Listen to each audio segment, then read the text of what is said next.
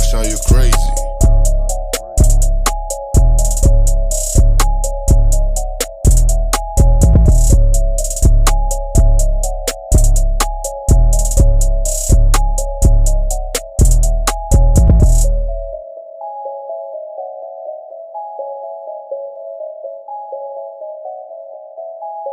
Halo hei, mikä se nimi on? Haverisen Veikko. Mikä se mielipide on tästä tapahtumasta? Ihan 5/5, oma pyörähit tuolla. Onko se siellä? Joo. Mennään katsoa se. Mennään katsomaan. Tällainen menopeli. Jep. Suzuki RMZ 450. Crossipyörä. Kulukee 103,8.